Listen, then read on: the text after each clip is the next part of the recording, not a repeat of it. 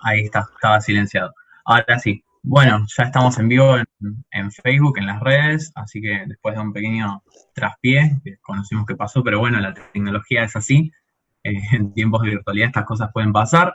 Si les parece, vamos a ir arrancando. Somos 65, la verdad que somos bastantes en el Zoom y calculo que ahora se van a empezar a sumar en Facebook. Los invito a los compañeros, a los que tienen las cámaras apagadas, si quieren irlas encendiendo. Vamos, si nos vemos, al menos nos encontramos entre todos. Creo que no vamos a tener problemas de conexión, así que estaría bueno que nos veamos. Mientras tanto, lo que sí les pido es que mantengan los micrófonos silenciados, a menos que vayan a hacer alguna pregunta o alguna interacción con Nadia. Estas cuestiones más que nada técnicas, como para no tener inconvenientes durante el transcurso del Zoom y que no se acople el audio, etcétera, etcétera. Así que bueno, dicho esto, les doy la bienvenida a todos en nombre de Unidos por la UNDAV. Los que no me conocen, soy Tomás Rodríguez Espósito, soy estudiante de la carrera de abogacía y junto con Janel ya venimos llevando adelante esta serie de talleres, más que nada orientados a la formación en cuanto a apoyo, ¿sí? Porque entendemos que es necesario que los estudiantes no solo se formen en cuanto a las asignaturas que cursan, sino también que adquieran herramientas que les sirvan para redactar y para desenvolverse tanto en la vida académica como en la vida profesional. Así que bueno, estuvimos con el taller de textos que nos acompañó en el primer encuentro Nadia, perdón, Aimé, Aime, perdón, Aimé Pan. y hoy nos acompaña Nadia, Muy bien. que vamos a estar viendo específicamente cuestiones de escritura académica.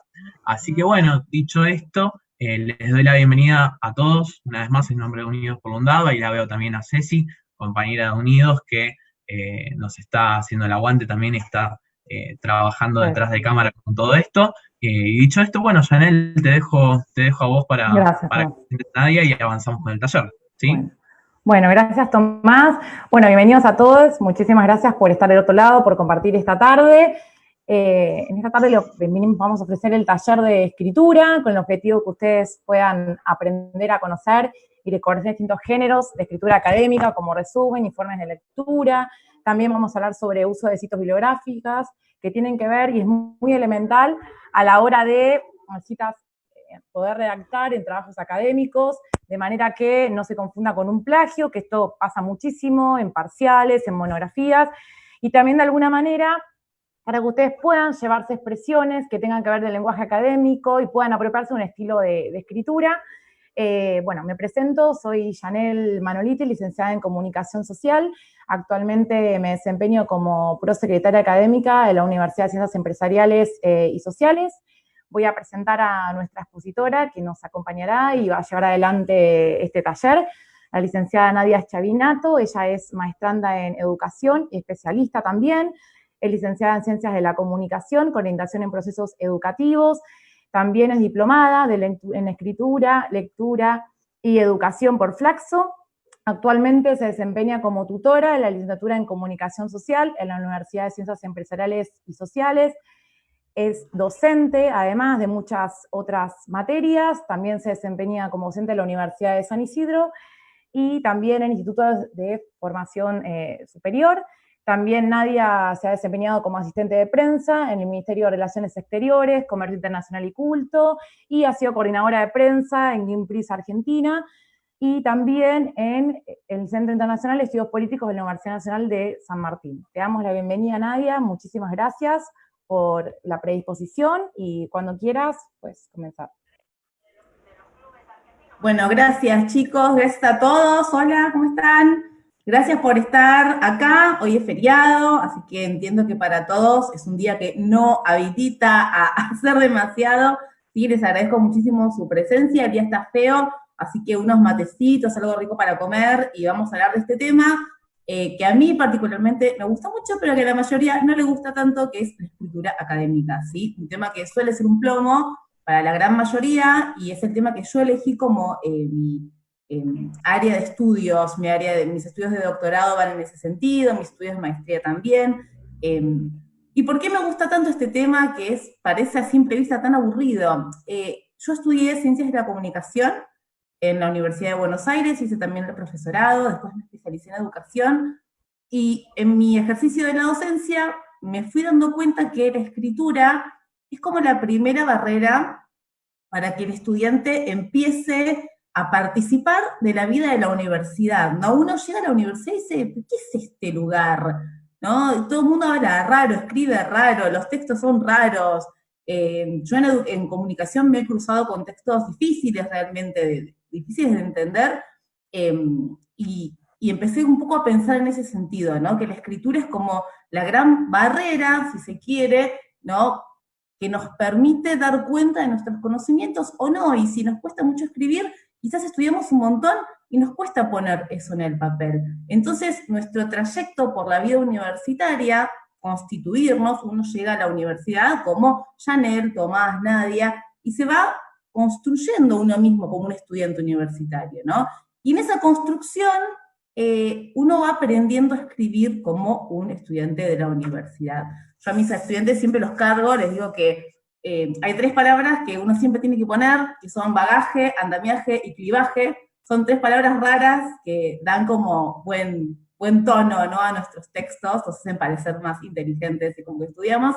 Y un poco la magia de la escritura es eso, ¿no? No mentir lo que no sabemos, sino poner nuestro pensamiento, nuestros conocimientos en palabras que nos permitan empoderarnos como sujetos de conocimiento. Ahí está como la clave.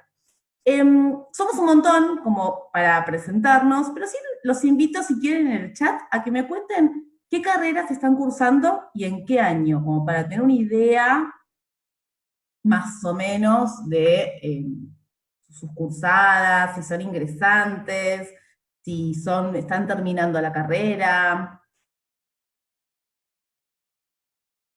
Abogacía, contador público, abogacía,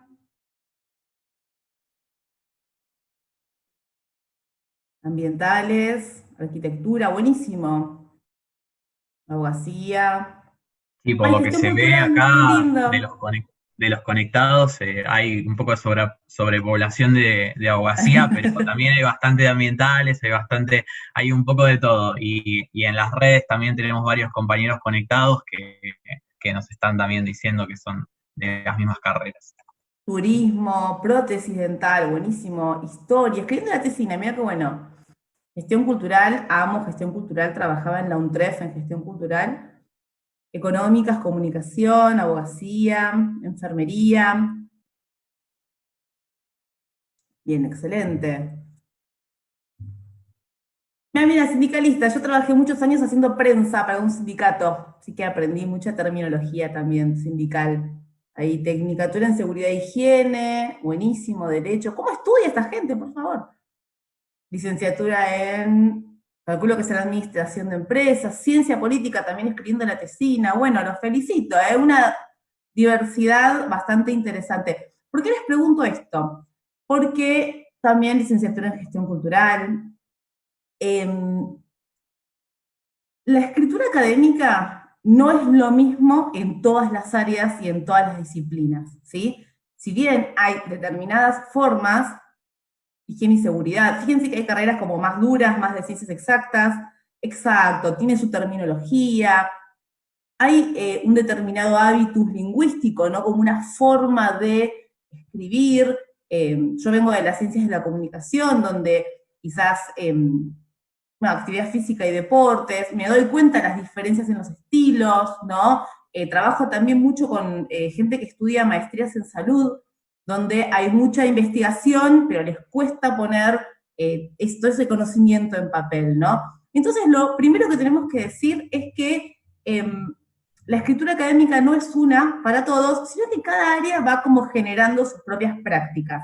En ese sentido, la escritura, acá hay, por lo que veo, varios compañeros que hicieron varias carreras, ¿no? Y cuando uno va pasando de una carrera a otra hasta encontrar la horma de su zapato, te vas dando cuenta que hay diferencias en las formas de escritura, de lectura, los textos, las preguntas. Así que ese es como el primer punto, identificar que la escritura no es solamente una herramienta, algo que yo uso para hacer algo, ¿sí? En ese caso, yo podría decir, uso la escritura para dar cuenta, ¿no?, de lo que es ser un examen. Pero también la escritura me permite pensar, me permite, ¿no? ¿Vieron el famoso diario íntimo, ¿no? Hoy por hoy en las redes sociales uno escribe y a través de su escritura da a conocer su pensamiento. La escritura es... No, ¿por qué colada? Bienvenida. A través de la escritura nosotros podemos estructurar, poner nuestro pensamiento en palabras ordenadas. A veces nos pasa, esto, no, se van a reír, cuando uno tiene que comprar muchas cosas, ¿qué hace? Hace la lista del supermercado, entonces agarra y pone huevos, leche, harina. Escribir me permite justamente poder objetivar mi pensamiento y a través de la objetivación de ese pensamiento poder ordenarlo, ¿sí? Eso en primer lugar, y en segundo lugar, como les decía, no todas las carreras tienen las mismas formas de escribir. Yo les voy a compartir, a ver si los veo acá. Ay, qué lástima, porque si comparto pantalla no los veo, y me gusta verlos. A ver, ustedes ven la pantalla ahí, ¿no? ¿Cómo puedo hacer? Me gusta verlos a todos. Bueno, voy a hacer... Fíjate, Nadia, arriba donde pusiste compartir pantalla, que te Sí, aparece ver opciones, pone vista modo lado a lado. Ah, no, porque vos estás compartiendo, no creo que puedas. sí, compartí ahí, pero a ver. Ustedes ven mi pantalla. Bueno, no importa. Bueno, ¿pueden ver mi pantalla? Hagan, tírenme un, ¿ok? ¿Sí? Fantástico, gracias chicos, muy bien. Bueno, yo voy pasando, los veo pero como en una listita así larga. Bueno, les cuento un poquito lo que preparé para que charlemos hoy y vamos a ir haciendo algunas pausitas, ¿sí? Como para que, fantástico. Vamos a ir haciendo algunas pausitas para que ustedes también me cuenten eh, qué piensan sobre esto. El título del taller es ¿escribir para aprender o escribir para probar? ¿Sí? ¿Por qué? Porque en la escritura académica, en la escritura de la universidad, tenemos como un dilema, una paradoja bastante común, que es que uno va a la universidad a aprender, ¿no? A aprender, a formarse, a ser profesional, a adquirir un conocimiento, a adquirir, ¿no?, nuevas formas de pensamiento, a enculturarse, pero a la vez uno lo que quiere es aprobar, ¿no? Uno cursa las materias y eso le lleva mucho tiempo, tiempo que uno le resta a otras actividades y por lo general en la universidad, sacando materias muy específicas de carreras muy técnicas, la gran mayoría de las instancias de evaluación son escritas, ¿sí? Entonces nos encontramos con con esta doble ambición. Por un lado quiero aprender, por otro lado también quiero aprobar, ¿no? Entonces, entre sacar un 4, un 7 o un 10, y bueno, todos vamos a querer sacar la mejor nota. Y eso está muy bien. Entonces acá yo les pongo algunas situaciones con las cuales me encuentro como docente de la universidad, ¿sí? La primera es el alto guiso, ¿no? Esta cosa que yo le digo como la cosa del rejunte, el guiso todo mezclado, que es cuando tenemos que hacer un trabajo en grupo, ¿sí? Y hacemos este copy-pasteo excesivo, ¿no? Vos haces esto, yo hago esto, juntamos todo en la facultad en la puerta o en un drive, ¿sí? Antes se hacía en físico, porque no había dispositivos, ahora lo hacemos todo en un drive, entonces cada uno pone una parte, ¿no? Y verán la casa, ¿no? Que es como medio un desastre, porque termina sin entenderse nada, ¿sí? ¿Qué es el copypasteo? El copypasteo refiere a una práctica que es muy habitual desde que se masificó el uso de Internet, desde el año 2000 en adelante, que tiene que ver con buscar fuentes de Internet, ¿sí? Y hacer como un patchwork, como una cosa todo pegado, ¿no? Agarrar diferentes fuentes, juntarlas, pero eso no tiene como una unidad de pensamiento, ¿no? No tiene como una unidad discursiva. Entonces, lo primero que tenemos que aprender o que tener en cuenta es que cuando vamos a escribir en la universidad, hay que tener en cuenta para quién estoy escribiendo, quién va a ser el lector de mi texto, ¿sí? ¿Desde dónde parto? ¿Qué es lo que quiero decir? ¿Cuál es la consigna? Y en función de esto, el texto tiene que tener una unidad, ¿sí? A veces es como la tentación, es fácil como busco en internet, pego, corto, pego, y eso termina jugándonos en contra, ¿no? Porque hay tanta información disponible que en realidad buscar información en internet hoy por hoy no es un desafío para casi ninguno de nosotros, sino que el desafío está en qué hago con esa información, cómo la trabajo, bueno, y un poco esto que viene a colación de lo que viene después, ¿sí? En vez del increíble Hulk, el creíble Hulk, ¿sí? Para ser creíbles tenemos que citar las fuentes bibliográficas, ¿sí? Esperen que quiero, a ver si los veo ahí. A ver. ¿Saben lo que es una fuente bibliográfica? ¿O les suena algo? ¿No les suena nada? Me pueden contestar en el chat si quieren. ¿Tienen idea qué es una fuente?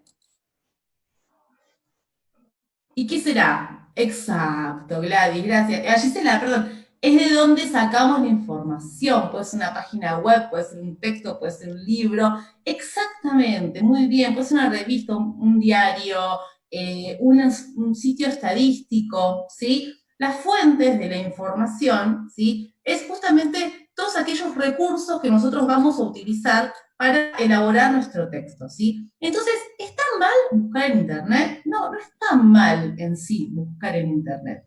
Lo que tenemos que saber es que, como les decía Janel cuando poco presentó el taller, lo que tenemos que evitar es caer en el plagio, ¿sí? Claro, lo que no tenemos que evitar, ¿sí? Es no poner de donde nosotros estamos obteniendo esta información. Y en ese sentido, dos cosas. La primera es que en la universidad hay, podríamos decir, como un piso, ¿no? Adecuado, aceptado, que son las fuentes académicas. No todas las fuentes son válidas para la universidad, ¿sí? ¿Qué significa? Que cuando yo voy a buscar, esto les voy a contar una anécdota, perdón, mi alumno, que ya no sé cómo se llama, porque de tanto, pero me acuerdo siempre. Yo daba una materia que era historia de los medios y estábamos haciendo un trabajo sobre la historia de la radio, etcétera, y un estudiante busca una información en internet, la encuentra, pone la fuente, pero la fuente era un blog que se llamaba Jovatolandia, ¿no? Entonces cuando yo voy a las fuentes y miro, decía fuente Jovatolandia. Entonces voy a Jovatolandia y era un blog de un señor que tenía ganas de contar cosas de su vida, entonces escribía acerca de la radio cuando era chico. Como testimonio de vida, está muy bien, pero Jovatolandia no es una fuente académica, ¿sí? Entonces tenemos que tener cuidado de dónde sacamos la información. Y ahí es donde yo les decía antes, ¿no? Buscar en internet es fácil, pero lo difícil es elaborar un ojo crítico, una mirada crítica. Pasa con Rincón del Vago, con monografías.com, con El Altillo, con un montón de sitios que son populares, con Taringa, el debate de Wikipedia, si quieren lo dejamos para más adelante. Hay un montón de sitios donde a veces, claro, exactamente, ¿no? O sea, hay que tener un criterio, ¿sí? Y no siempre ese criterio es el adecuado. Entonces yo lo que les propongo es que ustedes se hagan esta pregunta cuando ustedes van a ver una fuente. Y la pregunta es, ¿quién está avalando esta información? ¿Sí? Si yo voy a Jovatolandia, ¿quién está avalando la información? Y si esa persona no tiene un mérito académico, no pertenece a una institución, no sé quién es, digamos, es un particular que escribe y seguramente esa fuente no me sirva. En cambio, si detrás de esa fuente hay una universidad o un centro de estudios o un editor o una editorial o alguien que dé cuenta de esa fuente, ¿no se me escucha? ¿Ustedes me escuchan bien? Sí, sí, se te escucha. Ah, ok. Ahí está, genial. Bueno, ¿sabes qué pasa con el plagio? Acá una compañera me dice que la desaprobaron por plagio. No sé exactamente el caso puntual, porque habría que revisar el texto, pero a mí lo que me pasa mucho, sobre todo en profesorados, yo doy clases en profesorado de primaria, claro, es que a veces incluso las estudiantes o los estudiantes creen que lo que están haciendo está bien.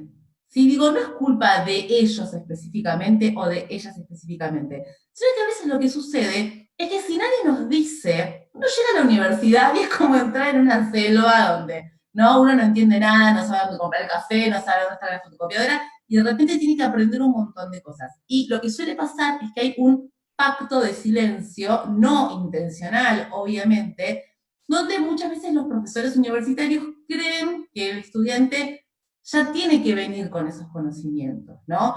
Y por otro lado, la escuela secundaria, si bien nos prepara, hay un montón de cuestiones que son de escritura académica que no se ven en la escuela secundaria.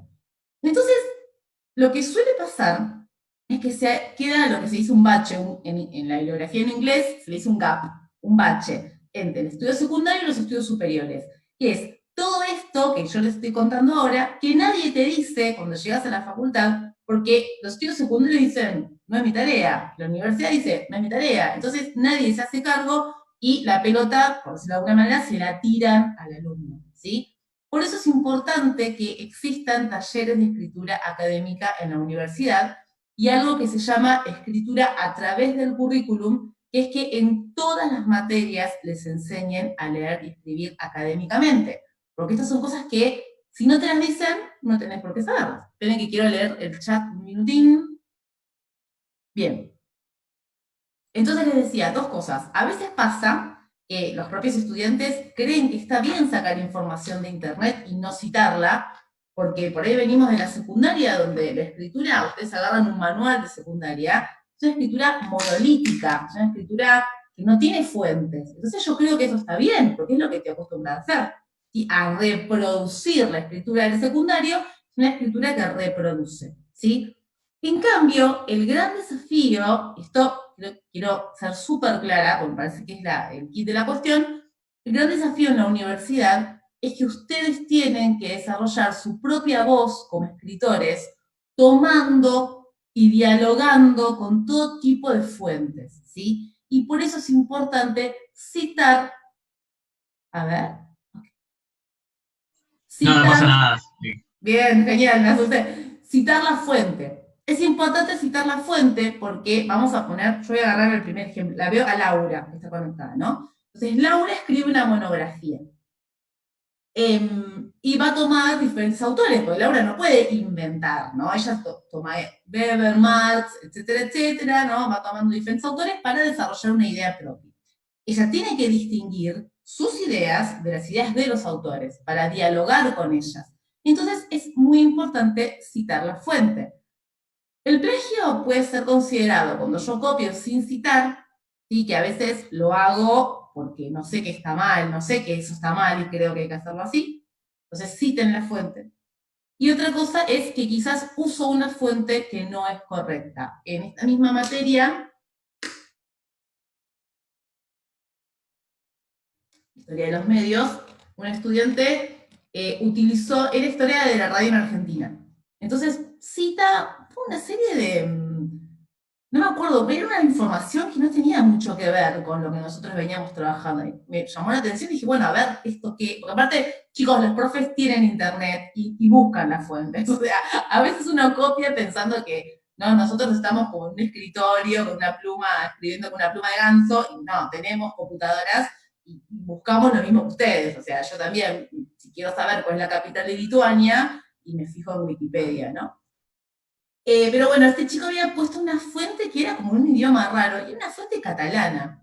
Entonces a veces el plagio, ¿sí? Nos juega en contra porque utilizamos una fuente como Jovatolandia, como la página de Cataluña. Una vez me pusieron como fuente Mercado Libre, ¿sí? O sea, googlearon y lo primero que salió lo pusieron y la fuente era Mercado Libre. Esas cosas no están bien, ¿sí? Entonces está bueno que las sepan, está bueno que las tengan en cuenta, ¿sí?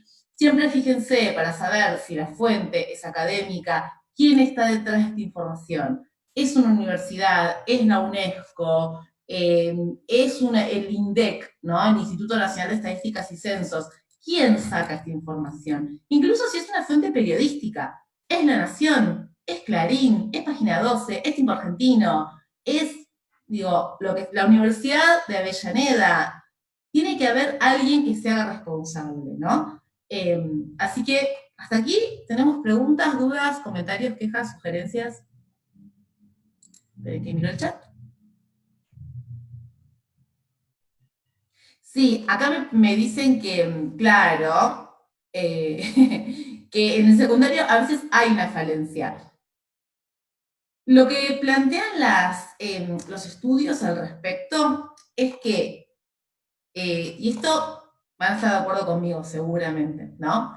En primaria, o en secundaria los docentes dicen, vienen mal preparados de primaria, ¿no? Y en la universidad los docentes dicen, viene mal preparado en la secundaria. Es como una cadena donde cada nivel mira para atrás. Y en realidad nosotros no podemos corregir lo que ya no se hizo, sino que sí podemos mirar para adelante, ¿no? Desde las instituciones universitarias y decir, ¿cómo estás? Bienvenida. Y podemos decir, bueno, vamos a ocuparnos de este tema, vamos a mejorar este tema, vamos a trabajar sobre este tema. El resumen de un texto puede considerarse plagio. Depende qué tipo de resumen y quién haya hecho ese resumen, ¿sí? Seguramente, si vos trabajas con el resumen de un texto, la fuente original es ese texto. Entonces, lo que tenés que citar es el texto original. Si vos sabés quién hizo, a veces, por ejemplo, se trabaja con un resumen de cátedra, material de cátedra. Entonces, yo después les voy a mostrar cómo se cita. Ustedes lo que tienen que poner es... se pone material de cátedra, o sea, se pone el nombre del autor, y entre paréntesis, resumen de cátedra o material de cátedra. Y siempre que puedan, pongan la referencia electrónica. Hoy por hoy casi todos los materiales si están subidos a internet o tienen algún tipo de referencia. Así que ahora les voy a mostrar en un ratito cómo se cita. ¿Sí? Bien, esa es mi parte favorita, me encanta esta parte. ¿Sí? Yo le digo el chamullo. ¿El chamullo qué es? Como yo llego a la universidad y tengo que leer mucho y escribir mucho, y de repente no como que tengo que ser otra persona. Vieron que uno los sábados a la noche es una persona y en la universidad es otra, ¿no? Hay que ponerse la capa de Superman y cambiarse los vestuarios y ser estudiante universitario. Y para eso tenemos que sonar como estudiantes universitarios. Perdón, voy leyendo el chat. Ahora vamos con eso, ahora vamos con qué pasa con las... a veces cuando los hechos son puntuales y no tenés forma de decirlo de otra manera, podés citar textual. Y citas la fuente, pones de dónde lo sacaste y lo encomillás para dar cuenta que ese texto no es tuyo sino de otro, ¿sí? Bueno, avanzo con esto y después si quieren hacemos preguntas, así no pierdo el hilo de mi propia conversación. ¿Qué es el chamullo, no? A veces uno quiere como sonar académico, entonces inventa cosas para ser más creíble. Esto es un textual que yo saqué de un informe del jardín maternal de mi hija, donde me decían, ¿no?, que la niña presenta una correcta exploración de objetos por vía oral, manifestando curiosidad por el abordaje salival. Era una cosa así, no me acuerdo bien cómo era, pero algo así era.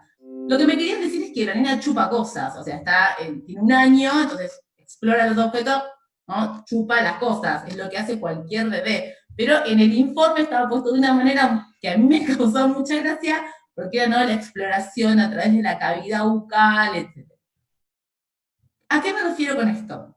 A veces menos es más. A veces cuando yo quiero decir, digamos, acá, ¿qué quería decir? Que chupa cosas, agarra objetos y los chupa, ¿sí? Es su manera de explorar. A veces en la universidad, como queremos tener un tono más académico, queremos desarrollar nuestras ideas que parezcan como más interesantes, nos enredamos y hacemos una cosa rarísima que no la entiende nadie, no la entiendo ni yo, y ponemos estas palabras, ¿no? Clivaje, andamiaje, ¿no? Abordaje, y digo, quizás se puede decir de una manera mucho más sencilla. Hay un artículo muy interesante que se llama Estética, Identidad y Escritura, que justamente lo que plantea es que nosotros construimos nuestra identidad académica a través de la escritura y hay como una estética. Entonces, el profesor que escribe este texto hace todo un desarrollo acerca de la palabra pedo y todas las formas que tenemos los argentinos de usar la palabra pedo, estar en pedo, al pedo, a los pedos, pero académicamente. Entonces suena como, ¿no? ¡Wow! Es súper académico. ¿A qué me refiero con esto? Con las palabras podemos hacer un montón de cosas, ¿sí? Pero una cosa muy importante es que las ideas que yo tengo sean comprensibles para el otro. A veces nos enroscamos tanto en hacer estos textos súper difíciles, cuando en realidad menos es más. Mi consejo, si quieren, si pueden y si tienen tiempo, cuando escriban algo para la universidad, se lo dan a leer a otra persona, ¿sí? Eso se llama un lector par, ¿sí? Se lo va a leer a otra persona que no tenga mucho conocimiento sobre el tema, ¿sí? A su mamá, a su novia, a su pareja, ¿sí? Y que esta persona que no sabe o que no cursa la carrera con ustedes, pregúntenle si entiende, ¿no? Les repito, menos es más. Entonces, acá la pregunta que yo les dejo es, ¿qué es escribir académicamente? ¿Es escribir raro? ¿Es escribir difícil? Esperen que tengo... El artículo se llama Estética, Identidad y... Esperen que... Estética, Identidad y Escritura Académica. Es de Daniel Brailovsky. Después al final les dejo mi mail, así que después si quieren les paso esto y les... Tenía un montón de memes muy divertidos, pero se me borraron. Les paso la presentación y les paso los materiales también. Tal cual, es el arte de hacer sencillo lo complicado, que es mucho más difícil, ¿sí? Escribir, claro, es complicadísimo, es mucho más complicado, ¿no? Porque yo puedo como, ¿no?, poner un firulete, pero bueno, lo importante es que escribir académicamente es dialogar con los autores, encontrar mi propia voz. Esto es muy complicado a veces. Yo no digo que sea difícil, yo creo que todos podemos hacerlo y es parte de nuestra escritura. Pero ¿saben qué es lo que nos cuesta? La página en blanco y ese miedo que tenemos. Por eso yo les desarmo esto con estas palabras, ¿no? Ese miedo que tenemos a, tengo que escribir raro, tengo que escribir difícil. No es necesario, ¿sí? Lo importante es que escriban desde su propia voz. Ay, muchísimas gracias. Tengo asistentes, ¿vieron? Muy bien. Escribir también requiere mucha lectura, eso es cierto, ¿sí? Me pasa... sí, tal cual. A ver, voy a retomar algunos comentarios. Natalia dice que hay una delgada línea entre escribir sencillo y escribir de manera universitaria. Es cierto, ¿sí? Escribir sencillo no significa escribir en lenguaje coloquial. Tenemos todo un estilo académico, que ahora lo vamos a ver, pero lo que tenemos que evitar, como bien dice la compañera, es que nuestras ideas se entiendan, ¿sí? Que nuestras ideas puedan ser comprensibles para quien me está leyendo, sin caer por eso en una escritura coloquial, casual, ¿no? Hay que mantener como ciertos estándares, porque la idea de todo esto es que nosotros al ingresar a la universidad ingresamos a una comunidad discursiva, a una comunidad de discurso. Ustedes van a la cancha, yo tenía un amigo que era maestro y estudiaba ciencias de la educación y era fanático de Chacarita. Entonces iba, ¿no?, a ver a Chacarita y todos le decían, maestro, lo cargaban, no sé qué. Entonces él tenía una manera de hablar, de cantar las canciones en la cancha, y otra manera de hablar y de expresarse y de escribir. Diferentes, ni mejores ni peores, son comunidades discursivas, ¿sí? Hay comunidades discursivas donde se desarrollan ciertos estilos de lectura, de escritura, ¿sí? Hasta orales, ¿no? Hay determinadas maneras de hablar también en diferentes comunidades, ¿sí? Bueno, ¿ves? Por eso Gabriela nos dice que ella tuvo un problema en una materia porque tenía esto del copy-paste, ojo con eso, ¿sí? Y el lenguaje técnico. Hay carreras que cada carrera tiene su propio lenguaje y tiene su propio vocabulario, ¿no? Y apropiarse como a mí me costó mucho semiología del CBC también, hay que apropiarse de cierto vocabulario. El uso del vocabulario propio de la disciplina es una característica de la escritura académica, ¿sí? Ay, qué bueno que la promocionaste, mira, a mí me costó, hasta el día de hoy me acuerdo, yo también la odié. Vanessa dice que hay que leer mucho, coincido, ¿sí? ¿Y saben qué? A veces esto es algo que nadie se los va a decir, y si se lo dicen mejor, obviamente. A veces hay que, ¿cómo accede al conocimiento en la universidad? Uno accede con fotocopias, ¿vieron? Los famosos apuntes. Uno accede con, ¿no?, una fotocopia de acá, una fotocopia de allá, un pedacito de acá, un pedacito de allá. Esa lectura que hacemos es una lectura obviamente académica, es una lectura universitaria, pero también es una lectura muy fragmentada.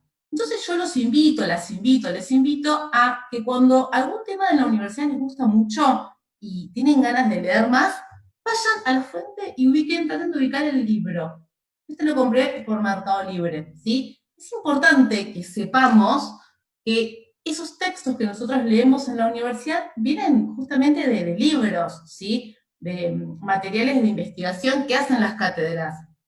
Está bueno eso, ¿no? Cómprense el libro, tómense el tiempo para leer el libro, o lo sacan de la biblioteca, eso también está bueno, usen mucho la biblioteca, pidan prestado la biblioteca, porque hay que leer mucho para escribir bien, eso sí es cierto. Claro, no sé qué, es un desafío, ¿no? Porque a veces uno tiene mil cosas y trabaja y la familia, y bueno, no es que estamos todo el día con tiempo para sentarnos en la biblioteca a leer, pero a veces en el colectivo, en el tren, si tienen que viajar, tener un libro a mano siempre está bueno y saber que existen libros de la disciplina de ustedes, ¿sí? O sea, tratar de ir un poquito más allá. Sí, exactamente.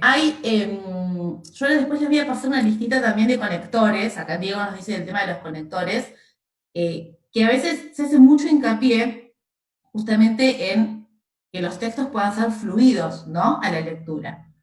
Bien, algunas investigaciones acerca de estos temas que les traigo así como muy breve, ¿sí? En principio, Fernández Fastuca es una autora que investigó mucho la escritura académica, ¿sí? Y nos dice que la escritura académica pertenece a una determinada cultura. Como una compañera hace poquito nos comentaba que quizás necesitaba apropiarse un poco más de los términos, ¿no? De la disciplina.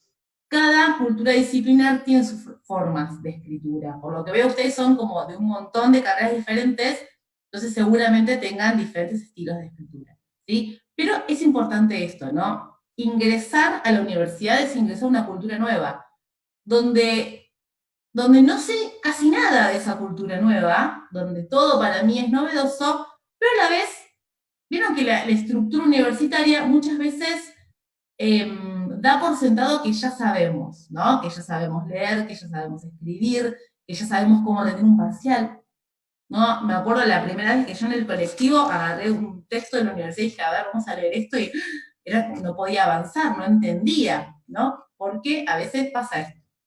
Es una cultura que para nosotros es nueva, ¿sí? Y no siempre tenemos las herramientas. Por eso está bueno no solamente esta iniciativa, sino todas las iniciativas que ustedes puedan llegar a tener para tener más herramientas para moverse, ¿sí?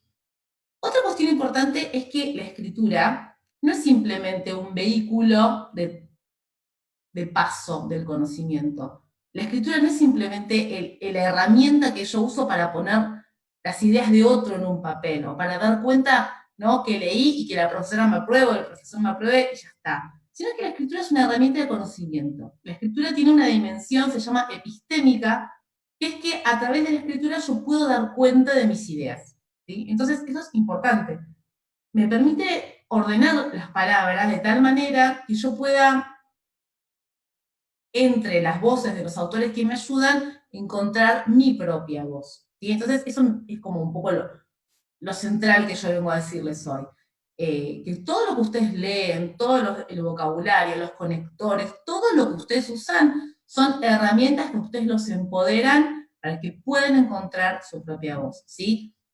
Y una cosa importante que quiero decirles es esto: la inspiración no existe. Existe el trabajo, ¿sí? Nadie se sienta y dice, bueno, voy a escribir una monografía, ¿no? Y viene la musa y nos inspira y sale solo. ¿Sí? La escritura es un trabajo, es una cosa que uno hace, ¿sí? Como cocinar, como coser, como batir una torta. Es algo que uno hace con su mente y con su cuerpo, con sus manos, ¿sí? Con sus ojos. Entonces, en este sentido, como ustedes tienen que escribir, ¿sí? Dense chances, hagan un borrador, vuelvan sobre ese borrador, no pretendan que la primera vez salga perfecto, porque eso no existe, pero no existe para nadie, ni para ustedes ni para sus profesores. Vuelvan sobre ese borrador, se lo van a leer a otro, intercambien ideas. Estos autores, Brailovsky y Menchon, presentan dos tipos de escritura: la segura y la escritura con riesgos, les dicen ellos, porque lo que ellos plantean es que escribir para probar es más fácil que escribir para aprender. cuando yo reproduzco textual todo lo que me dicen en clase y lo que dicen los textos, voy a lo seguro, porque quiero aprobar, y eso está muy bien, ¿sí? Digo, no, nadie está juzgando, porque queremos aprobar las materias. Pero por otro lado también está la invitación a arriesgarse un poquito, ¿sí? A arriesgar una idea propia, a no quedarse simplemente en reproducir las ideas de otro, sino también producir una idea propia, ¿no? Y acá hay como no una trampita, hay como algo que hay que tener en cuenta, que es que todo lo que yo puedo plantear como mis propias ideas en la universidad, las tengo que defender a partir de toda la bibliografía que tengo, ¿sí? Esto les digo porque es como medio una trampita, porque a veces es esta idea de la reflexión personal. Les piden reflexiones personales, vieron que la reflexión personal es como el último punto siempre de los parciales, es como medio difícil de encarar, porque digo, bueno, ¿qué me están pidiendo, no? Cuando uno pide o desarrolla algún tipo de reflexión personal, es la invitación también a elaborar una idea propia, ¿sí? A partir de todo lo que se leyó. Incluso hasta permitirse discutir con los autores, decir, bueno, no estoy de acuerdo con esto y justificar por qué. Medio complicado, o sea, es como una invitación medio riesgosa, pero vale la pena, ¿sí? Y por otro lado, otra de los tipos de escritura que encontramos es el escritor voluntario y el escritor obligado, ¿sí? Y es una cuestión que tenemos que tener en cuenta. El espacio académico es un espacio artificial, ¿sí? Nadie, ay, se me quedó cortado acá, nadie escribe los textos que escribe en la facultad en su vida cotidiana. No es que yo esté aburrida y digo, uy, qué ganas de escribir una monografía que tengo, me voy a sentar a escribir una monografía. No, por lo general somos lectores obligados, con una consigna que nos es dada, ¿sí? Con una fecha de entrega que nos es dada.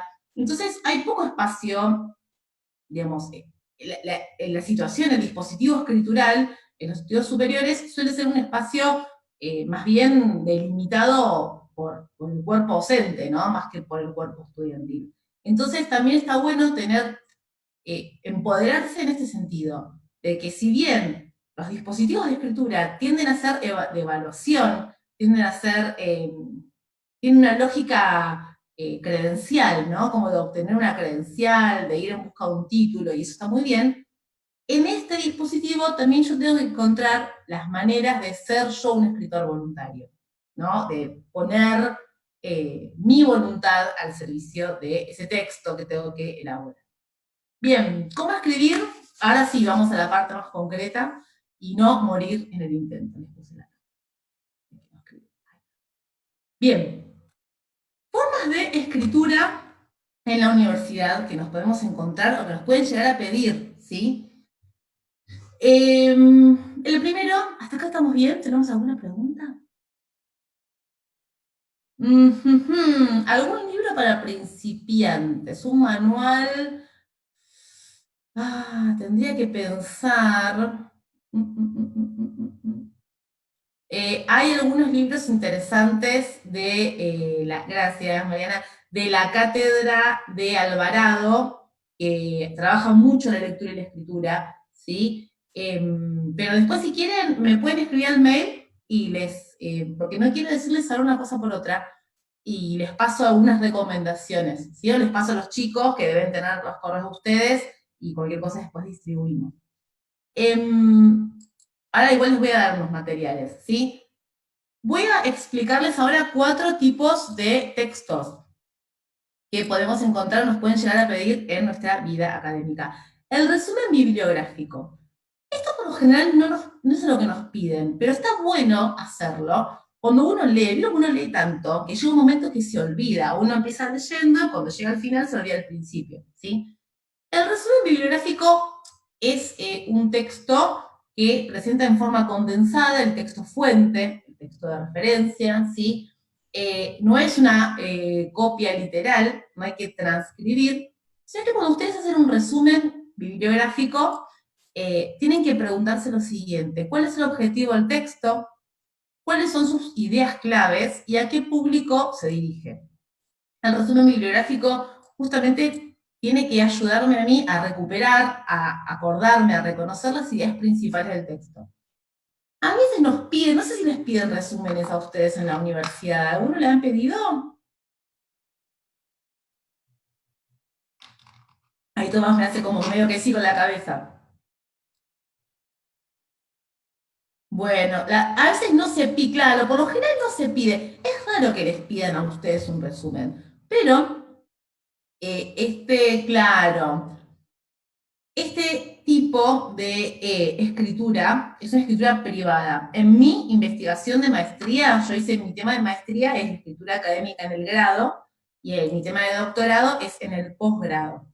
Y lo que yo descubrí es que por lo general en la universidad a los estudiantes les piden escrituras casi textuales, digamos, ¿sí? Les piden, diga qué dice tal autor sobre esto y no tiene que reproducir, pero que el estudiante en sus apuntes de clase, en sus resúmenes, hace una escritura mucho más epistémica, reflexiva, ¿no? Mucho más profunda que la que se despliega en el dispositivo de la evaluación. Es como un poco mi investigación.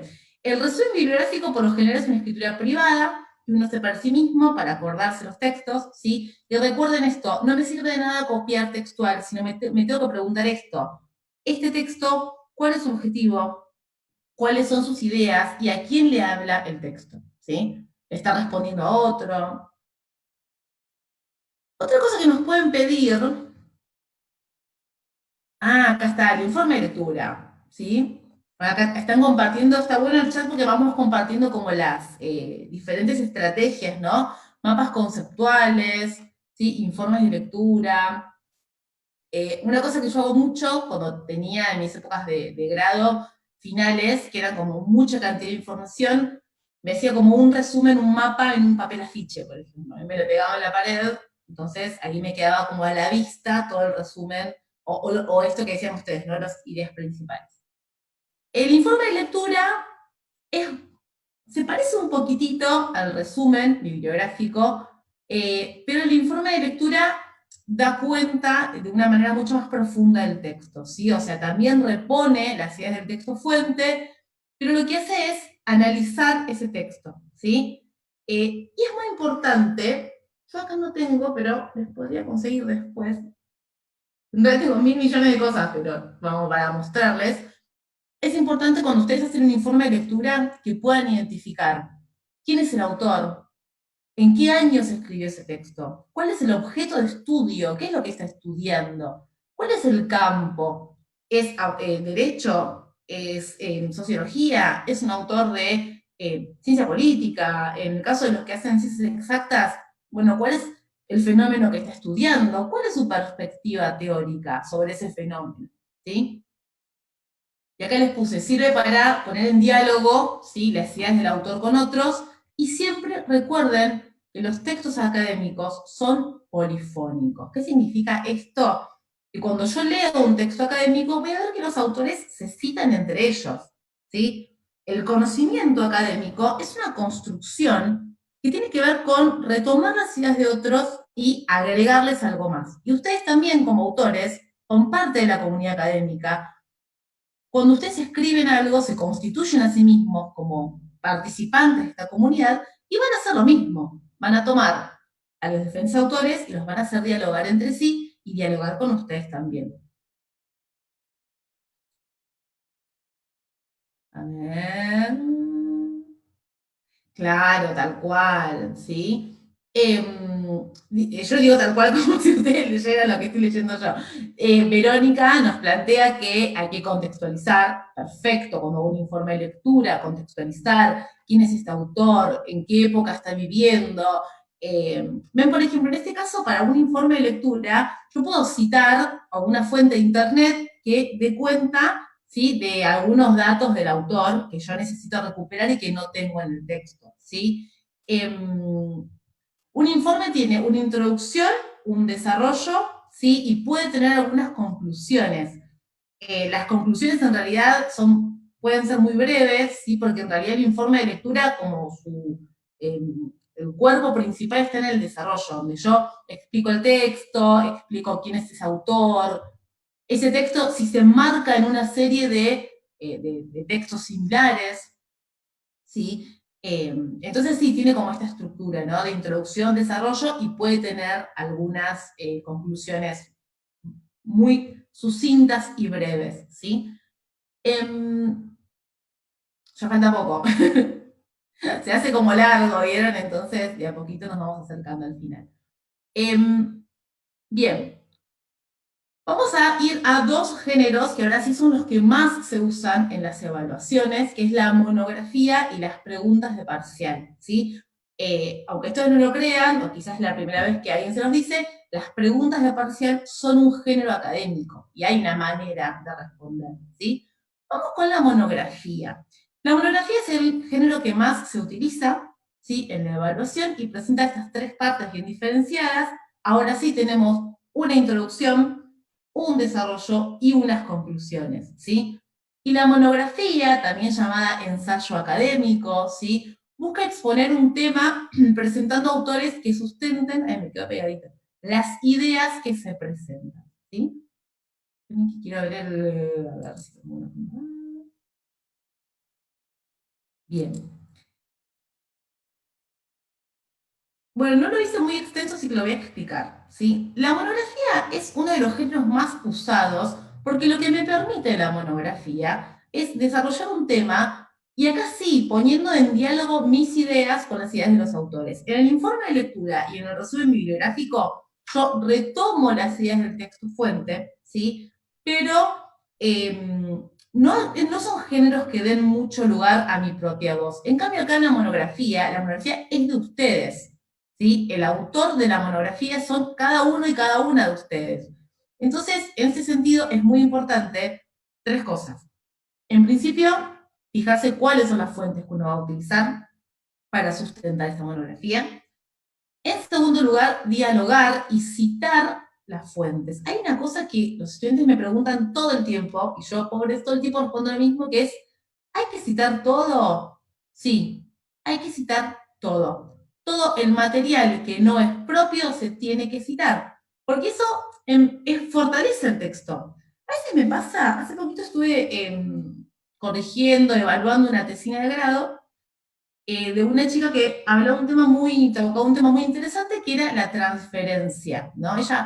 Su pregunta de investigación era, ¿qué pasaba con la transferencia de conocimiento de todo lo que se produce en una universidad a los campos de aplicación? Entonces yo leo y leo una caricia entera sin fuentes, y otra caricia entera sin fuentes, y otra caricia entera sin fuentes. Y digo, pero esta información, ¿de dónde salió? Cuando yo no cito mi fuente, doy a entender que esa información es mía, ¿sí? Y en realidad hay un montón de datos estadísticos que claramente, a menos que uno tenga su propia consultora y haga sus propias investigaciones estadísticas, de algún lado las sacó, ¿sí? Entonces, citen las fuentes.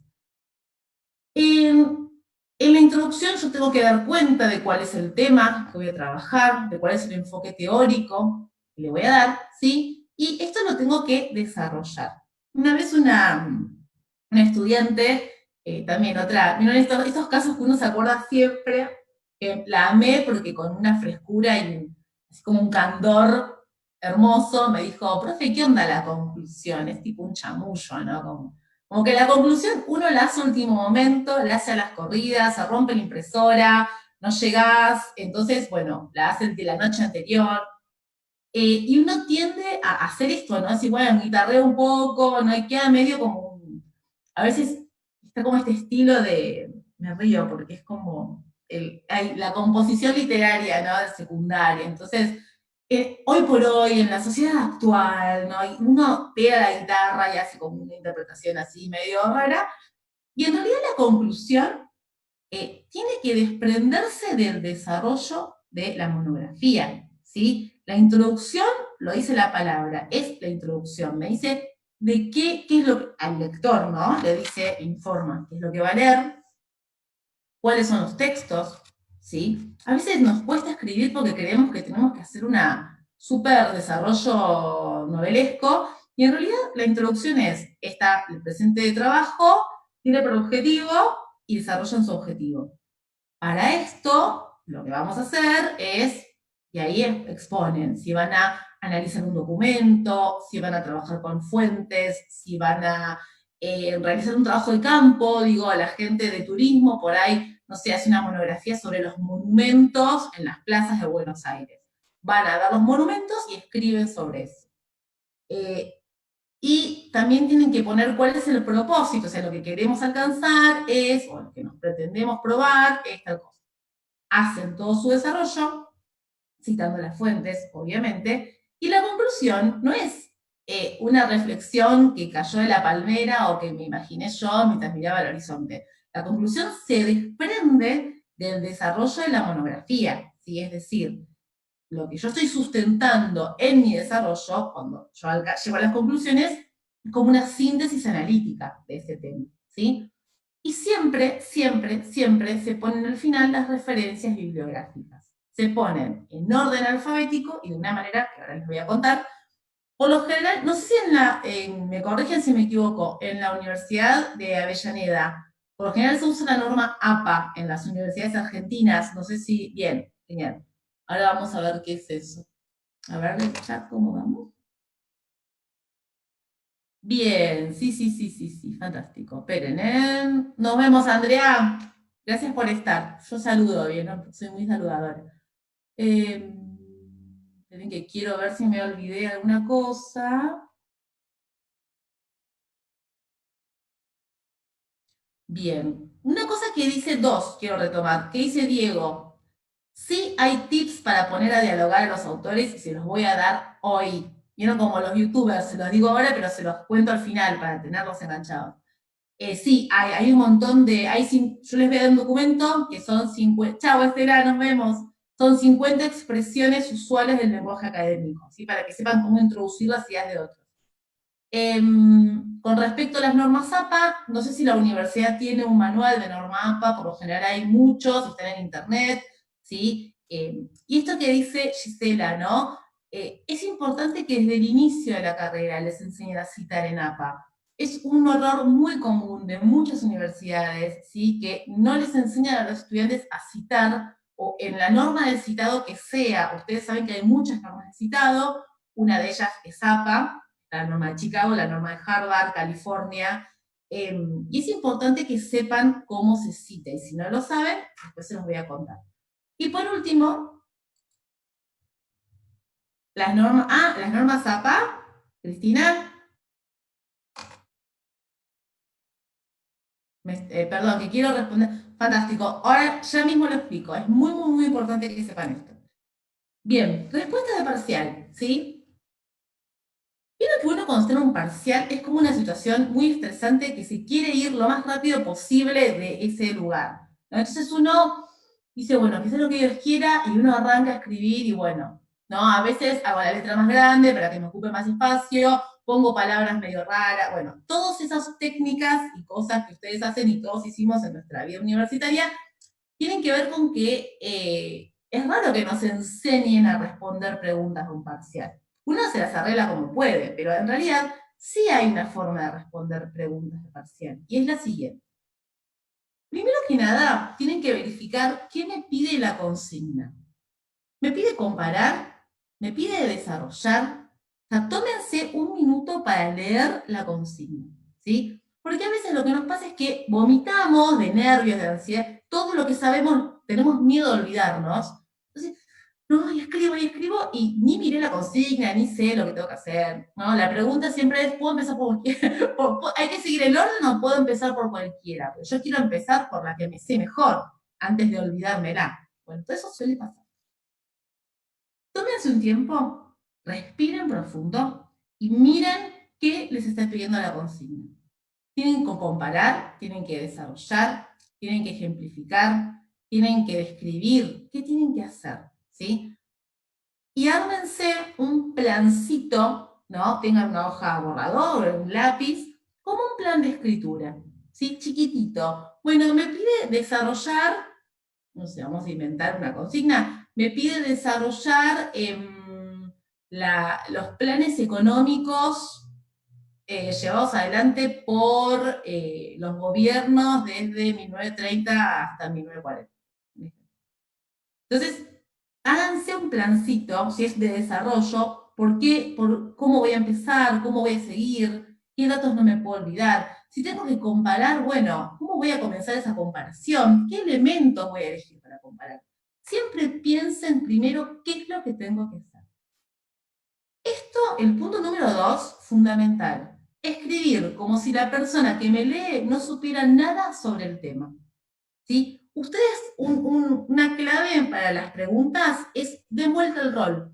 Ustedes son los profes y el profe es el alumno. Ustedes le tienen que explicar el tema. Porque a veces el estudiante da por sentado ciertas cuestiones, ¿sí? Y el profesor que está leyendo del otro lado no termina de entender si el estudiante las conoce o las desconoce. Entonces, nunca den nada por sentado. Expliquen todo lo que quieren decir como si la otra persona no lo supiera, ¿sí? Porque tienen que dar cuenta de ese conocimiento. Y acá, esto que decía la compañera antes, que me olvidé el nombre, creo que era Natalia, que decía la delgada línea entre escribir claro y escribir académico. Las ideas son propias, pero el lenguaje tiene que ser académico, ¿sí? Eviten las palabras como chabón, digo, cosas que pasan en los parciales que no pueden pasar, porque esos parciales, esas instancias de evaluación y de escritura, son la puerta que a ustedes les permite ingresar dentro de la comunidad académica, ¿sí? Ingresar y ser parte de esa comunidad. Al principio van a ser una parte muy chiquitita, ¿sí? Pero los compañeros que contaron que están haciendo su tesina están a un paso de ser colegas, ¿no? Entonces, es un proceso que lo van a ir haciendo de a poco. Siempre las ideas son propias, pero recuerden que su lenguaje tiene que ser académico. A ver. Yo voy leyendo, ¿eh? Permiso. A ver. Yo voy leyendo a ver si tengo alguna. ¿Hasta acá vamos bien?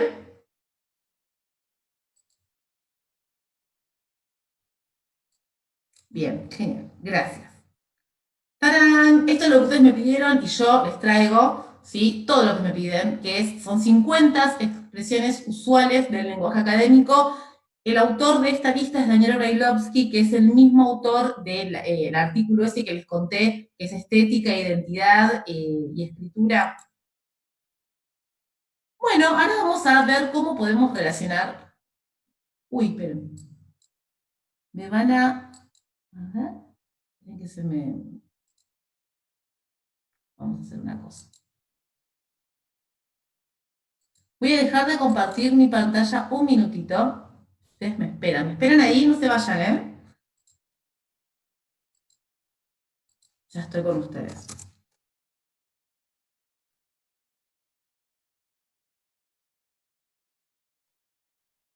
Quieren pueden ir poniendo las preguntas en el chat.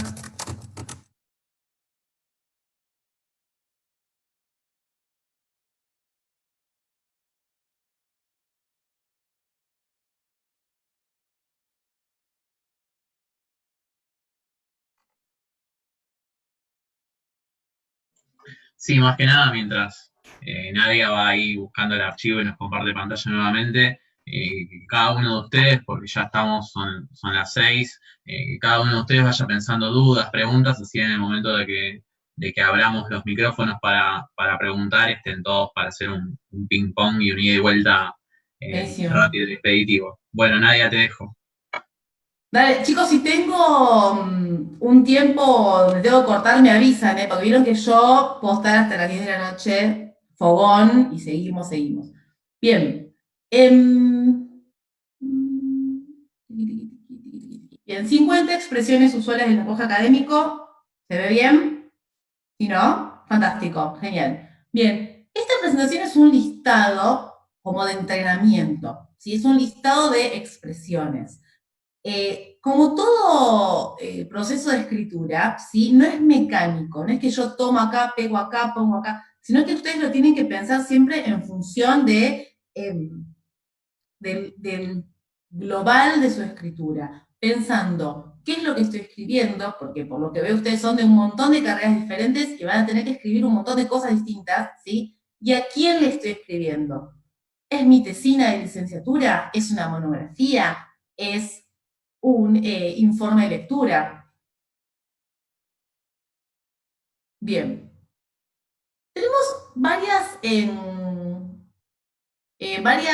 ¿cómo se dice? Como movimientos y pasos, ¿sí? Y cada una de estas expresiones nos va a servir, ¿sí? Para una actividad específica. Por ejemplo, una de estas es anticipación como presentación de un contexto que encuadra y justifica. Yo a veces cuando estoy escribiendo, tengo que anticipar lo que voy a decir, tengo que presentar lo que voy a decir. Entonces tenemos algunas expresiones como en los últimos años, en las últimas décadas, ¿sí? En el contexto regional, o desde un marco discursivo, yo retomo ideas de otro, ¿sí? Por lo general se afirma que, ¿sí? En los debates, a veces yo pongo mucho según la bibliografía especializada, y ahí cito a los autores, y un poco cuento qué es lo que yo quiero decir, ¿sí? Después desde una referencia amplia al estado de la cuestión. El estado de la cuestión es todo lo que ya se estudió con respecto a un tema específico. Entonces puedo poner así, un repaso de la cuestión indica que estos son como ayuditas, porque a veces uno no sabe cómo empezar el párrafo, ¿vieron? Después como que va solo, pero al principio empezar es un poquito difícil. La bibliografía consultada, este es el que uso yo mucho, ¿sí? Después cada uno se va como amigando con sus expresiones y tiene como una cajita de herramientas ahí. Desde los inicios de la disciplina se sostuvo la relevancia. Bien. En la introducción, ¿sí? Muchas veces tenemos que anticipar la estructura. Cuando es un trabajo muy largo, lo que yo hago es anticipar la estructura. Entonces, para los chicos que hacen la tesina, sobre todo, esto se pone en la introducción de la tesina, ¿sí? En los siguientes apartados se presentará, o también puedo poner, esta tesina consta de 5 capítulos, y ahí pongo el capítulo 1, capítulo 2, etc. ¿Sí? O cuando hago la introducción a una monografía, yo digo, no sé, en esta monografía nuestro objetivo es relevar los monumentos, vamos a volver al ejemplo de antes, ¿no? En las plazas de la ciudad de Lanús. Para lograr dicho objetivo, primero vamos a hacer tal cosa, ¿sí? Hago un paréntesis. Por lo general, en la escritura académica se usan dos formas del sujeto. El nosotros inclusivo, también llamado nosotros impersonal, es decir, aunque escribe una sola persona, digo, al respecto consideramos, uso la primera persona del plural. Lo que hace esta forma discursiva es borrar de la enunciación al sujeto, porque se supone que uno está escribiendo desde una perspectiva académica. Ahora voy a mirar el chat.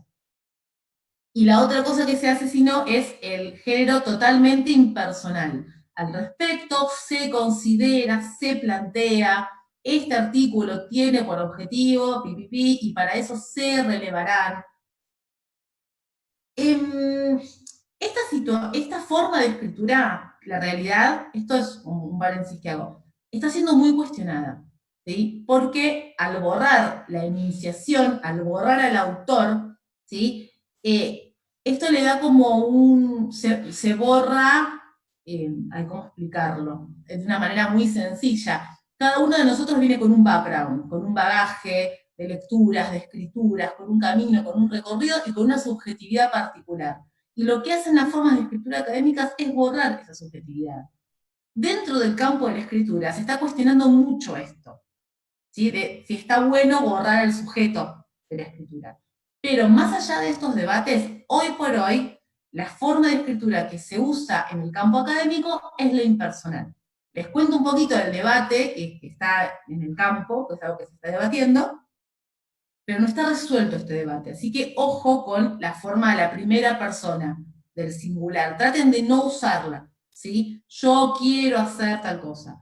Es o nos proponemos, nos planteamos, nos preguntamos, o si no directamente el impersonal.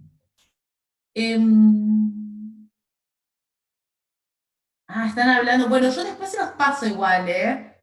Esto me lo pueden pedir o me pueden mandar un mail. Muchas gracias, ya estoy como Ariadna. Miren, estoy leyendo las preguntas. El que lo quiera me lo puede pedir o...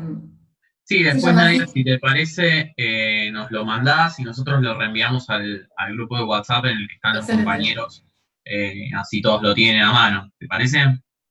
Como vos digas. Yo se los paso y ustedes reenvían todo. El Genial, título del perfecto. texto es 50 expresiones usuales del lenguaje académico. Y mi correo está al final, así que me van a poder escribir todo lo que quieran. Esperen que, ay, tengo como, estoy tratando de seguirles la conversación, ¿eh? Con respecto a las formas personales e impersonales, lo que yo les sugiero es que no usen la primera persona del singular. Esto es una sugerencia mía, ¿sí? Porque por más que hay ciertos debates dentro del ámbito académico, no está totalmente aceptado. Entonces, si ustedes se acostumbran a escribir en primera persona del singular, cuando lleguen a la instancia de tener que escribir una tesis o una tesina, van a tener que, ¿no? Como reaprender a escribir. Entonces, no sé si es tan conveniente, ¿no? Les sugiero, si pueden, que de a poquito comiencen a apropiarse de algunas formas como más impersonales. Más allá de que cada uno tiene una postura, ¿no? A mí personalmente esta idea de borrar la subjetividad del otro, y me parece un poco incómoda en algunos aspectos, pero la realidad también es que discursivamente dentro del campo académico es lo que se estila. ¿Cómo presentamos una idea de un autor? ¿Sí? Cuando yo quiero meter las ideas de otro en mi texto. Pérez sostiene que, en la perspectiva de Pérez, el asunto puede ser entendido como tal, tal y tal, siempre citando a los autores, ¿sí? Asimismo, los trabajos de Pérez. Esto es cuando yo quiero citar las ideas de otro, ¿ven? Que dice presentación de la idea de un autor referido, de un autor que no soy yo. Cuando yo quiero presentar mis ideas, ven que todas las expresiones son impersonales. Se sostendrá aquí que, intentaremos, nosotros inclusivo, intentaremos fundamentar desde nuestra perspectiva o simplemente impersonal. Puede afirmarse que el argumento central que se sostendrá es. Una cosa importante, ya sea que ustedes elijan hacer todo en impersonal o elijan hacer todo en nosotros en primera persona al plural, sigan una consistencia a lo largo del texto. No vayan y vengan del plural al impersonal, porque eso sí queda confuso, ¿sí? Sigan una línea a lo largo de todo el texto. Después tenemos el análisis de una afirmación alcanzada, o sea, yo presento un tema, lo voy como debatiendo, ¿sí? Y después presento una afirmación. Entre los factores que contribuyen, a delimitar este problema, pueden destacarse este y este, ¿sí? Antecedentes históricos, pueden reconocerse en estas ideas la influencia de fulano, fulano y fulano, o sea, cómo yo presento las ideas de los demás en función de un tema, ¿sí? A ver, ven que voy leyendo acá y los leo a ustedes al mismo tiempo.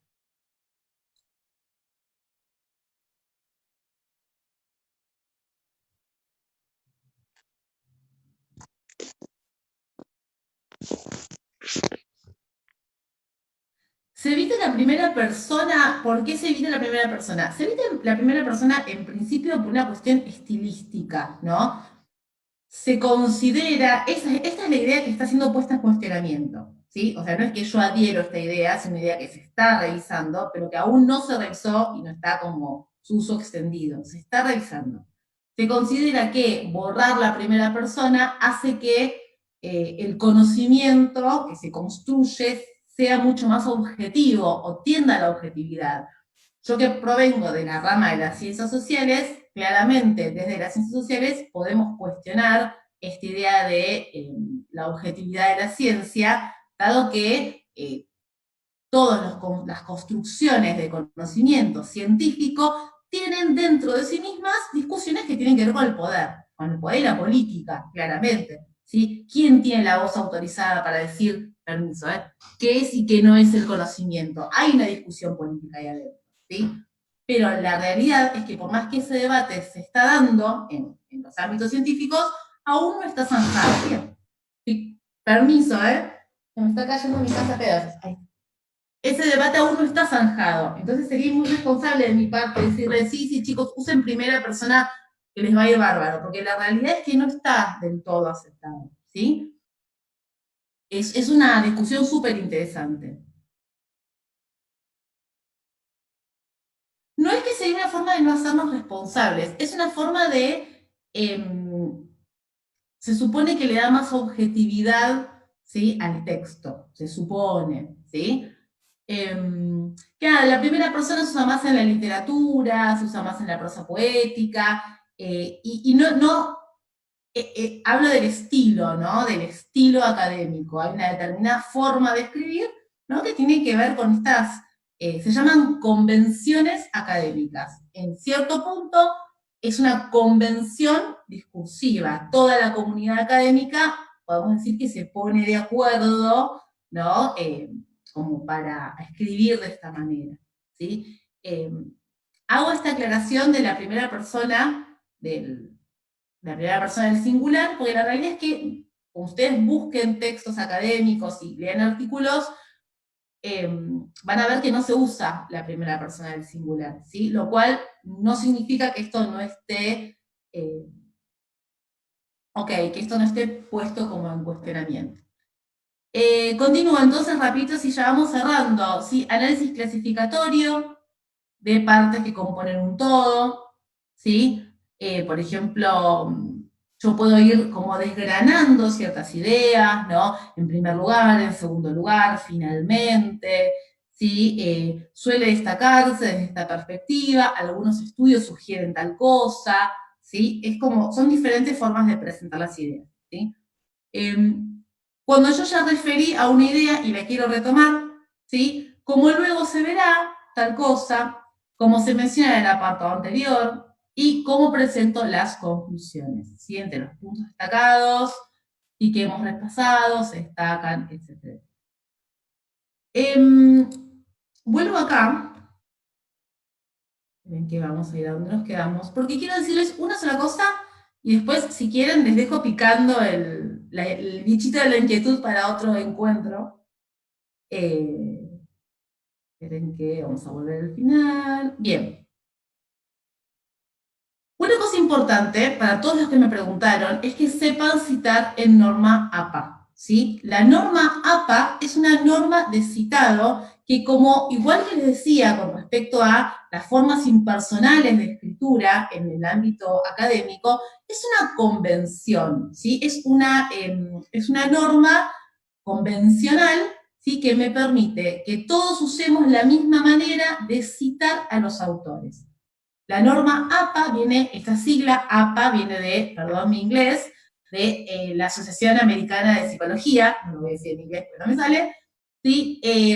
Y es toda una forma que está en los manuales, si lo googlean lo pueden encontrar, y yo acá también les dejo un manual de norma APA, donde nos dice cómo citar a los autores dentro del texto, y sí o sí, cuando yo escribo, ¿sí?, un material académico, al final de mi escrito tengo que poner bibliografía o referencias bibliográficas y tengo que listar de manera, en orden alfabético, ¿sí?, todas las referencias bibliográficas que usé. Y hay una determinada manera de citar esas referencias.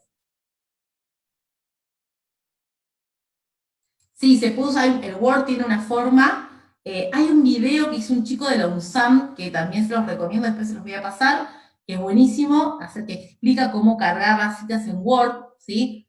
Pero a veces lo que pasa, y un poco mi idea acá, y con esto los dejo, es que no sabemos que existe la norma APA, que no sabemos que hay una manera de citar, ¿sí? Y lo que se termina haciendo es pegando los links al final del texto, y eso no está bien, ¿sí? Hay una forma de citar. Y se van a sorprender porque hay formas de citar: Twitter, Facebook, obviamente libros, apuntes, materiales, ponencias, YouTube, videos, programas, podcasts, ¿sí? Todo tiene una forma de citado.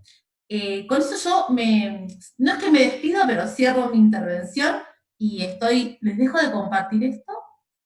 Esperen, y los escucho si tienen preguntas.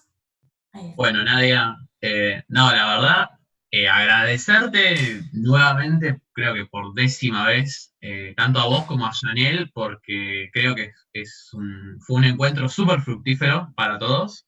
Eh, Ahora la idea sería, yo ahí voy a habilitar a los compañeros para que quienes quieran se silencien y puedan realizar preguntas, que abramos un espacio de intercambio de no más de 10 minutos, ¿sí? Y luego en un breve... Pero no. Ay, perdón, discúlpame, Tomás. No, pensé que acá estaba mi correo, pero no está. Así que ahora, Si querés lo pasamos dale, o, o nos lo comentás acá en el chat y listo. lo pongo en el chat. Igualmente, creo que recién lo hablaba con Janel por privado, pero creo que más que obligado una segunda parte con algún otro tema que nos quedó acá colgados, porque de esto, como decís vos, podríamos estar hablando un montón de tiempo más. Es un tema súper interesante, Ay, qué incluso, bueno. sí, no, Pensé que me gustaba a mí sola. no, desde ya, incluso, al menos yo que estudio Derecho, los abogados en algunos casos tienen un dilema con el lenguaje jurídico, en la forma de escribir, así que eso es una cuestión aparte para analizar en otras ocasiones. Pero bueno, dicho todo esto, a los compañeros también agradecerles y si alguno quiere hacer una pregunta, de a uno por el chat, usando el micrófono, pueden silenciarse y preguntar. Una cosa que yo les propongo, chicos, si en algún momento tienen ganas, que podemos hacer es, porque esto sí lleva mucho tiempo, es un taller específico de norma APA, ¿no? Que ahí sí es lápiz y papel y como una clase especial. Es complicado citar en APA, a veces uno no sabe, y tiene un montón de cuestiones como muy chiquititas que estaría bueno por ahí en otro momento, que si todos tienen ganas, que se haga un poco más extenso. Yo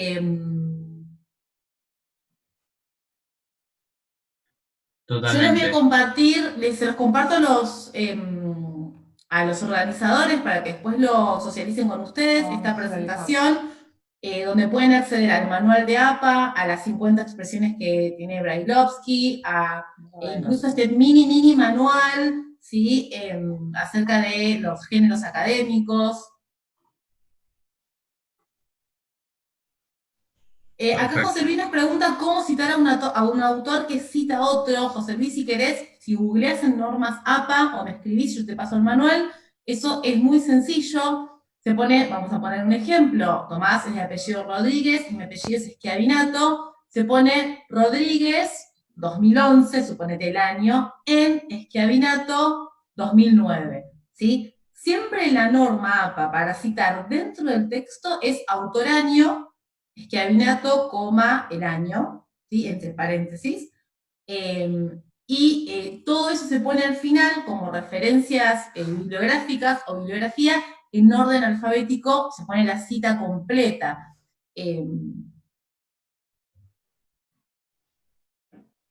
Acá están compartiendo los chicos por el chat algunas... Ahí les voy a compartir a los Ahí compañeros compartí el texto de Daniel Brailovsky, Nadia, el que vos el que tenías en Word. Muchísimas gracias. y yo ahí Entonces ya se estoy lo pueden bajar. pasando el link, así ya lo tienen, se los copio al grupo ahí en el chat de Zoom. Así quien quiere puede unirse directamente, porque pusieron algunos que no estaban. Ahí ya con ese link se unen y lo pego acá también en el chat de Facebook, que hay otros compañeros que están comentando. Bien. Bueno, a ver, dudas. Acá Patricia puso respecto del mail, creo que estaba más arriba tu mail, ¿no, Nadia? Lo Y pusiste en el esperen que chat. lo vamos a poner de vuelta. Igual es mi nombre y mi apellido. Ojo que mi apellido es complicado, @gmail.com. Sí. Cualquier cosa, si lo piden, igualmente nosotros lo pasamos. Tengo 3 materiales, si quieren, que les puedo pasar, que es esta presentación, el texto de Daniel con las 50, gracias María Laura, con las 50 expresiones, las normas APA y un mini manual que escribí para una institución, pero que se puede compartir, que es un poquito más desarrollado estos géneros académicos, ¿no? La monografía, el informe de lectura, el resumen bibliográfico y las preguntas de parcial. Perfecto, Nadia. Bueno, ¿alguien quiere hacer alguna duda por el chat o por el micrófono? Y si no, vamos cerrando, como ustedes les Algo que haya parezca. quedado. Una pregunta. Sí, Leo. ¿Las normas APA se actualizan todos los años? Sí, este año salió la 7ª edición de Norma APA, está online, se puede, si ustedes googlean Norma APA, 7ª edición, por lo general las universidades, habría que preguntar en la UNDAV o en la biblioteca, seguramente tienen que tener una guía de Norma APA, porque todas las universidades lo tienen, ¿sí? Pero si no, bueno, obviamente está cerrada la biblioteca en este momento. Si ustedes googlean Norma APA 7ª edición, está todo online. Y ahí dice, por ejemplo, ejemplos, y te dice cómo citar un libro, cómo citar un artículo, cómo citar un video. Así que sí, se actualizan todos los años. Perfecto. Sí, yo quisiera agradecer porque es un taller maravilloso y también proponer abiertamente, ya que es muy rico lo que estamos viviendo, si pudiésemos hacer un taller de ejercitación de cómo hacer, ¿no? Como rememorando a Humberto Eco, cómo hacer una tesina y cómo hacer una monografía, porque a los estudiantes que ya están un poquito más avanzados, realmente me parece que es una cosa clave y hace a la diferencia entre aprobar o no y o entre tener una mejor o peor calificación, entre sentirse más seguro y no tanto, que es lo clave, que es lo que te va a acompañar el resto de la profesión. Entonces, me parece bueno, que por ahí necesita de otros tiempos y quizás necesita de un preliminar. Yo soy la que insistía con que danos el email porque era para proponer un poco esto.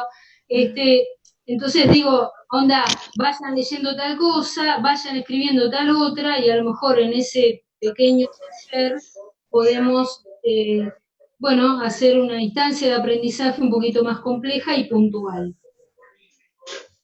Sí, desde ya la idea está buena. Habría que ver, Patri, Sí. cómo hacemos para implementarlo, pero creo que Janel se las va a ingeniar para armar algo al respecto. O sea, le Yo veo la la veo genial. Sí, Como- porque además te digo que vos fijate la cantidad y la variedad de compañeras y compañeros que estamos acá. Es viernes de noche, está bien que tampoco no hay mucho para salir, pero quiero decir, digo, la convocatoria que tiene, que es enorme. Comparalo con otros, mirá que yo me paso el día haciendo estos Zoom y digo, mirá, te voy a ser sincera, la Universidad de La Plata hizo un taller donde convocó, entre otros, al juez Carlos Rosansky y tuvo más o menos la misma convocatoria que este taller, específico para derecho, etcétera. Así que imagínate, te da la pauta de la convocatoria, es muy buena. Y entonces, Totalmente. bueno, Sí, me parece un esfuerzo enorme del centro de estudiantes. Le quiero agradecer además a Tomás por la humildad, ¿viste? Porque digo, no se ha puesto por encima, ni se ha puesto a hablar solo él, y qué sé yo, etcétera, cosa que está muy bueno y que permite que se destaquen los expositores, ¿no? Realmente, mil gracias y bueno, metámosle con eso y laburémoslo. Yo soy materia dispuesta para dar una mano en lo que sea necesario. desde ya. Gracias, Patri. Hola, Sí, yo, aparte- Sí, yo Fabiana. quería, discúlpame, yo mandé en el chat, pero no soy muy habitual en las redes todavía. Yo estudio gestión cultural en la UNDAV, ya estoy en las 2 últimas materias, tengo un problema con el taller de tesina. Lo que te quería preguntar es que me quiero unir al grupo de WhatsApp y no puedo. Es una cuestión técnica, así que no sé si te mando por mail el número o qué. No, escribime y yo ahora ahí te dejo en el chat mi contacto, escribime y yo te agrego, no te hagas problema. Muchas gracias y disculpen y les agradezco a todos. Te agradezco a vos, Nadia, la explicación y a vos, Tomás, por la atención. Muchas gracias y a Desde todos. ya, Fabiana, gracias a vos por participar. Nada, gracias. Yo puedo proponer algo. Sí, Germán. Sí, todo. Sí, a mí me parecería muy bueno, porque la mayoría de los que tenemos problemas con el tema de los textos es, bueno, a mí me pasa, por ejemplo, cuando me piden relacionar 3 autores con un mismo tema, por ejemplo, ese es uno que me cuesta bastante. Me cuesta bastante con el tema de llevar un orden en no pasar a un tema siguiente sin haber tratado todos los autores, ¿no? Porque a veces me pasa que ya voy, nombré, por ejemplo, 2 autores, no nombré un tercero todavía, y ya voy avanzado en el tema, porque el texto uno tiene que ir avanzando, ¿no? O sea, va incorporando un autor, ¿no? Y por ahí me cuesta no avanzar, porque todos los autores no tienen una opinión con respecto a determinado proceso, ¿no es cierto? Entonces, en una instancia de ese proceso, ¿no? Yo tengo que, estos 3 pensadores tienen una forma, ¿no? Entonces, me cuesta por ahí volcar, ¿no?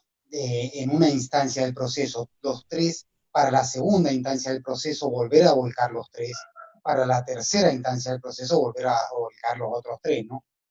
Ese es uno de los que me cuesta. Y otra que me lo nombró una compañera que me pareció muy interesante es proponer un texto como por ejemplo el de Sociedad y Estado, que lo propone la UBA para el ingreso, ¿no? Un texto como eso, por ejemplo, para que sea general para todos los alumnos. Y son textos que creo que la mayoría tenemos problemáticas, ¿no? O sería un texto muy, digamos, representativo en la problemática que tenemos todos. Eso es.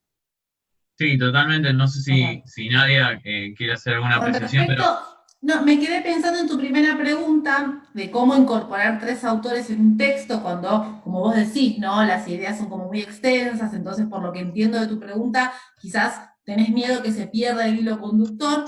Lo que yo te propongo que hagas es que primero en un primer párrafo, vos siempre pensás en estructuras, ¿no? Que en un primer párrafo presentes la idea general que vas a trabajar y cuáles van a ser los autores a partir de los cuales vas a trabajar esa idea o esa serie de ideas que vos querés contraponer, ¿no? Entonces podemos pensar un primer párrafo de presentación donde vos propongas, justamente manifiestes la propuesta general de tu texto y cuáles van a ser estas apoyaturas teóricas que vas a usar durante tu texto. Después puedes ir incorporando de a poquito el desarrollo de cada uno de los autores y no te olvides que lo fundamental de tu texto sos vos. El profe ya conoce a los autores, quiere saber si vos los entendiste. Entonces, vos podés ir desarrollando cada uno de tus autores y siempre acordate de hacer un cierre. Una cosa que yo veo, que yo evalúo muchas tesinas y dirijo tesinas, y lo veo, digo porque han mencionado mucho la cuestión de las tesis, es no inserten nunca un párrafo de un autor, por más que el párrafo esté genial, si no lo pueden explicar. Ustedes todo lo que ponen de otros autores, explíquenlo, aunque parezca redundante, ¿sí? Pero esto va a dar la pauta de que ustedes retoman el texto y que no simplemente lo copian o lo pegan, ¿sí? Los aportes teóricos de otros autores que ustedes incorporen, los tienen que trabajar de manera de dialogar con ellos. Entonces, Germán, yo te sugiero esto, un primer párrafo de introducción, trabajar los autores que necesites, pero siempre cerrar, ¿sí? con una recopilación de estas ideas, dejando en claro qué es lo que las une. ¿Sí? Eviten la lista de supermercado. Fulano dice esto, Mengano dice esto, Fulano dice esto, y pasa otra cosa. Y, no, Fulano dice esto, Mengano dice esto, el otro dice esto, entonces, y ahí retomo a los 3 autores, y ahí están las ideas de ustedes, ¿sí? No solamente tengo que dar cuenta de que he leído y que puedo transcribir las ideas de otro al papel, sino que puedo generar ideas propias a partir de lo que los autores me dicen, ¿sí? Eso es como lo importante. Con respecto al texto de Sociedad y Estado, eso sí, estaría bueno, depende un poco de la consigna que necesiten trabajar o cuál sería la propuesta, pero sí, obviamente que se puede trabajar. Y una cosa más, lo que decía Patricia de la tesis, decía Humberto Eco, creo que Patricia era, ¿no?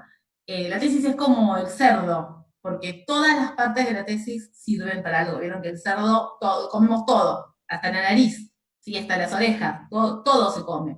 ¿Sí? La tesis es una instancia muy importante de la vida de un estudiante, porque es como el broche de oro, digamos, de la carrera, y a veces suele ser la instancia que más cuesta, ¿sí? Porque justamente uno viene arrastrando un montón de dificultades durante la carrera que las va subsanando más o menos como puede, pero cuando llega a la instancia de la tesis, ahí sí o sí hay que saber escribir, hay que saber citar, y hay que saber trabajar con los textos. Así que también está bueno eso. Yo creo que te Totalmente. sumo también, Nadia, algo que me parece importante, y yo recuerdo como estudiante, esto también de aplicar muchos conectores, porque esto que cuando el compañero decía de citar tantos autores, juega mucho también el tema de los conectores, porque los conectores ayudan muchísimo cuando se citan dos autores que piensan diferente, por el contrario, por otro lado, a sí mismo, son los conectores también ayudan mucho, y también creo que es una herramienta muy importante en el texto, como así también el tema de contextualizar frente a la cita. A mí me pasaba que a veces no contextualizaba y los docentes me lo marcaban. O sea, no poder citar la cita al aire, sino hacer como vos decís, una introducción, contextualizar el momento y ahí explicar el porqué de la cita, porque muchas veces quizá uno va escribiendo el tema y pone la cita y no contextualiza, y creo que en todo texto es muy enriquecedor y suma además, porque el mismo docente me lo decía, suma contextualizar, suma conectores, y son cosas que, digamos, también porque dicen en semiología más que nada, eh, que ayuda muchísimo y enriquece mucho el texto también y para la comprensión lectora, porque cada texto tiene que tener una cuestión y una coherencia en todo texto y en todo informe que uno haga, monografía, siempre tiene que haber una coherencia y una cohesión, porque cuando se pierde eso es cuando uno, digamos, pierde como el eje, ¿no? del Sí, texto. y te queda como todo el texto así como todo emparchado y cortado. Sí. Una cosa que yo les recomiendo muchísimo, que yo sé que nos cuesta porque estamos con mil cosas y uno llega con la lengua afuera a las entregas, eso es cierto, pero traten en la medida de lo posible de terminar con el texto un día antes. Y vieron cuando uno la comida la deja reposar, la comida recalentada es mucho más rica que la comida recién sacada, ¿no? Porque están como los sabores todos, ¿no? Bueno, dejen reposar su texto. Lo tienen que dejar reposar 24 horas, después ustedes también están cansadas y cansados. Cuando vuelvan a retomar su texto, lo van a leer y van a decir, ah, no, pero esto va acá, y ahí le van a encontrar un montón de cosas, ¿sí? A veces creemos que escribir es una carrera contra el tiempo, y que escribir es como por arte de magia, ¿no? ¿Me sale o no me sale? Y la realidad es que esto es trabajo, es simplemente practicar, y todos podemos, y todos tenemos los mismos problemas y todos los solucionamos de la misma forma, que es con práctica, ¿sí? No hay magia acá, solo práctica. Bueno, acá los chicos dicen también, ¿no? Que sí, hay que dejar como que el texto de